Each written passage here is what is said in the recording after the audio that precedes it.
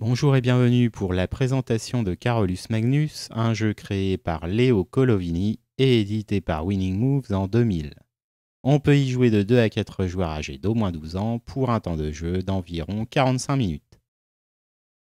Les règles expliquées sont celles d'une partie à 2 joueurs. Les règles pour jouer à 3 ou 4 nécessitent quelques aménagements évidemment expliqués dans la règle du jeu.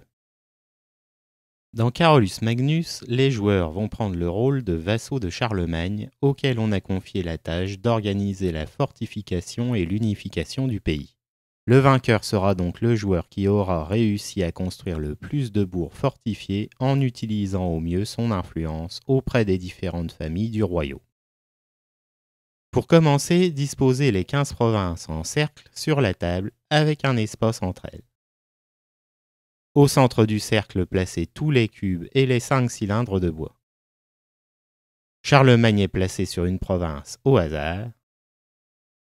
Prenez 15 cubes de bois, 3 de chaque couleur, et placez-les au hasard sur les 15 provinces. Chaque joueur prend les 10 bourgs et le jeu de jetons numérotés d'une même couleur et une plaquette château. Chaque joueur lance 7 fois un dé et prend à chaque lancer un cube de la couleur indiquée par le dé. Une couronne permet de choisir la couleur du cube. Ces 7 cubes représentent la réserve de chevaliers de chaque joueur.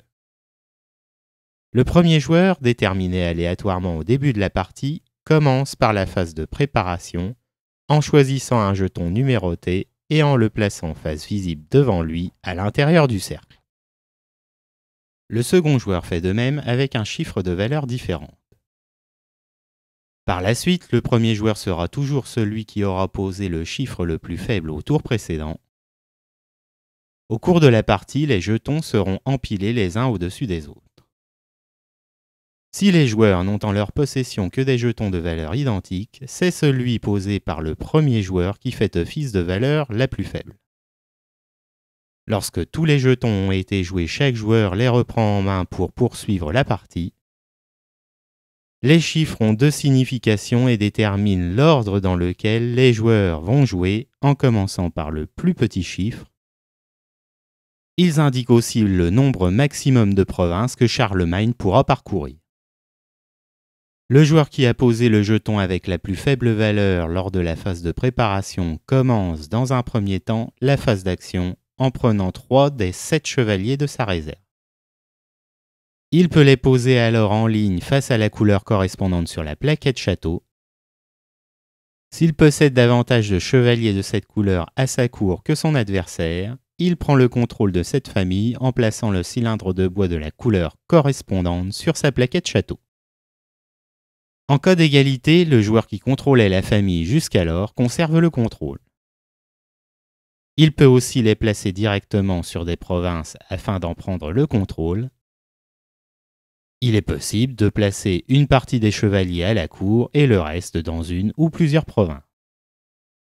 Dans un second temps, lorsque les 3 chevaliers ont été mis en jeu, le pion Charlemagne est avancé dans le sens des aiguilles d'une montre d'un nombre maximum de provinces égal au chiffre du jeton posé par le joueur.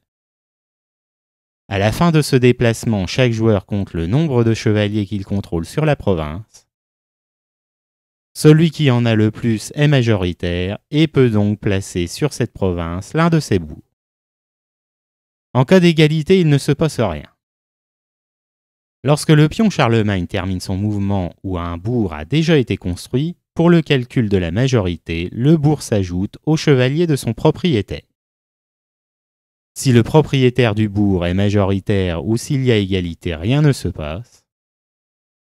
Si l'adversaire a la majorité, il retire le bourg en place et le remplace par un bourg de sa couleur.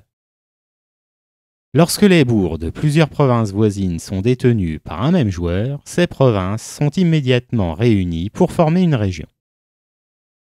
Les bourgs et les chevaliers présents dans les provinces restent en place et font alors partie de la région nouvellement constituée.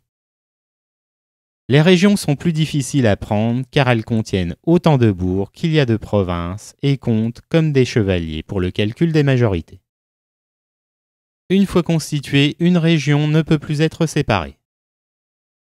D'autres provinces peuvent toutefois venir s'adjoindre à une région si le joueur majoritaire dans une région a également la majorité et un bourg dans une province voisine à la région. Pour le déplacement du pion Charlemagne, une région compte comme une province. Enfin, après que le joueur ait déplacé Charlemagne, il lance 3 dés et prend dans la réserve un chevalier de chaque couleur indiqué par les dés. C'est alors au second joueur d'effectuer ces 3 actions. À la fin de ces 3 actions, les joueurs débutent un nouveau tour en commençant une nouvelle phase de préparation. La partie se termine au moment où il n'y a en tout et pour tout plus que 3 régions sur la table, ou avec la victoire du premier joueur qui parvient à construire ses 10 bouts.